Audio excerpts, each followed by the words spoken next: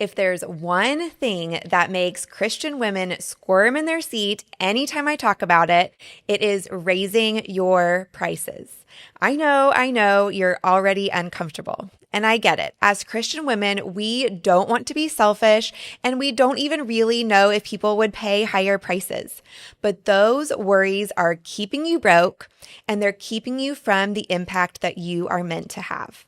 So here's the first lie that you're believing, and this lie really seems to affect women more than men. And that is that charging more is greedy.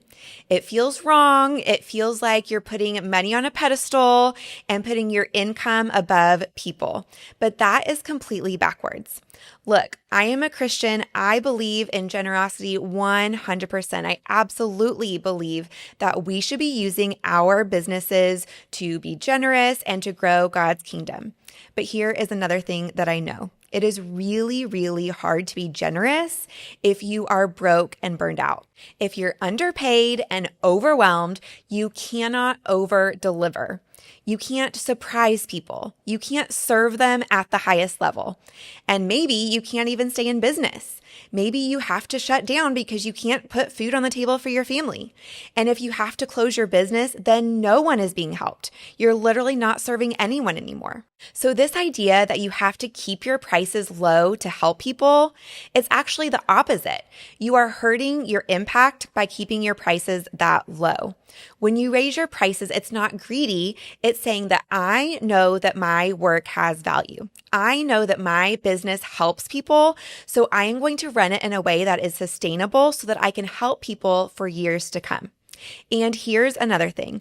When you raise your prices, you can actually help fewer people, but with bigger impact because you have more time, you have more clarity of mind, you have more resources to help those few people at the very highest level. Okay, so the other lie is this. If I raise my prices, nobody's going to pay it. And look, I get it. It does feel incredibly risky to raise our prices. And you know what? Not everyone's going to buy, but that is okay. You are not for everyone. The right people will buy. The right people value what you do. The right people are willing to make the investment to have this problem solved for them or to get this transformation for themselves. And those people that will pay and will value what you do are out there, I promise. But you might not be reaching them yet because with your low prices, you're not signaling to them that you are a high-level business. Here's the thing. When you charge low prices, you're automatically attracting people who just want a deal and who aren't really committed to you or your brand. But once you raise those prices, you automatically have a higher level of commitment and your perceived value goes up. Think about it. If you are looking for a photographer online and you find one that charges $200 and one that charges $1,000 for essentially the same thing, who do you assume is the better photographer? Of course, the one with a higher price. And even if you can't pay it, who do you automatically want to hire? It's going to be the one that charges more. So charging more is going to raise that level of commitment from your clients and customers, and it's also going to give you a higher perceived value to your audience. And here's the kicker. Clients who pay more show up more. They actually do the work and they actually get the results. Let's say you're a health coach and for an identical program, you charge one person $5,000 and you charge another person $200. The person who paid $5,000, they are invested. They had to think about this purchase. They had to know that they really are committed. They're going to show up to every single coaching call.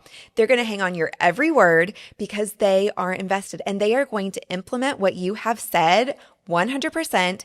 And because of that, they are going to get the best results. The person who only paid $200, they might not make every call. They might implement some things, but not others. And they aren't going to get the same results as the person who is more invested. Now, I know this is a generality, but I have seen this over and over again. And the people who pay the least, well, in my experience, they complain the most. Let me give you a few examples. I was a family photographer for about 10 years. And those years that I charged really low prices for what I was giving, those are the only times that I ever had someone complain, ask me to re-edit images, ask me to redo shoots, and I was the same photographer. But as soon as I started raising my prices, I got a whole different level of client. They appreciated me, they appreciated my work, they were invested, and my job was so much more fun. We also owned an Airbnb home for a while, and do you know the people who treated our home like trash? It was the people who got it on a deal that got it for $100 a night. They were the ones that left it smelly, left it trashed, cost us way more money. And the ones who paid $300 or $400 a night, they took immaculate care of it, they picked up after themselves, and they rebooked. So we ended up not ever discounting our home because it was costing us so much more money. There really is such a big difference between people who are only the bargain shoppers, who are just looking for a deal and no more, and the people who are actually invested in your product or service. So you think people won't pay your higher prices. And you're right, some people won't pay your higher prices, but you don't need everyone. In fact, like I said, you don't want everyone. You want a small amount of the right people, and you can use your pricing to filter out the tire kickers and the complainers and to position yourself as an authority in your niche. These lies that we've talked about both kind of just stem from caring too much about what other people think. And trust me, I know from experience that if you filter your business decisions through what other people think, you are going to be stuck at a low income and feeling completely burned out.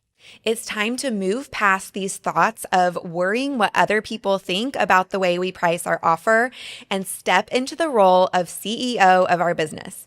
What if you were a man running this business instead? I bet you wouldn't worry half as much about charging what you're worth. But for some reason, the devil has told women this lie that we need to price like we're doing a favor rather than running a business. And that is simply not true. And you know what? If you charge higher prices, you're going to have more margin to give like you've never been able to give before, and even to help someone for free if you wish, because you own your business and you get to make those decisions. So raising your prices is not inherently selfish. Remember, lower prices equals customers who complain the most, equals customers and clients who really just aren't invested, and it really just leads to burnout because you are working so many hours to make just a little bit of money. But premium prices equals a higher perceived value, clients and customers who are actually invested and committed and wanting to get this problem solved or this transformation for themselves. And it means you can help less people, but in a deeper way, which is going to absolutely energize you and allow you to run this business for years to come. So raising your prices can be one of the easiest and most impactful things that you can do in your business today. In fact, it's probably going to take you less than 10 minutes. Hop on your website and change those prices. I'd love to hear from you which of these lies hit you the hardest today, that raising your prices is selfish or that nobody's going to pay those higher prices. So drop your answer in the comments. I read every single comment and I would love to know where you're at. If you want personalized help creating an irresistible offer, nailing your pricing, and communicating that offer so people can't wait to give you their money, I would love to partner with you through my coaching program. I actually do free discovery calls so we can hop on a call together. You can tell me all about your business. We can dream and brainstorm together and then figure out if you might be a good fit for my coaching program. I'm going to drop the application for one of those discovery calls in the description of this video. I cannot wait to chat with you. If this episode brought you clarity and encouragement when it comes to pricing your offers, I would love for you to subscribe so you don't miss an episode, and we will meet back here next week to continue to grow and scale your business.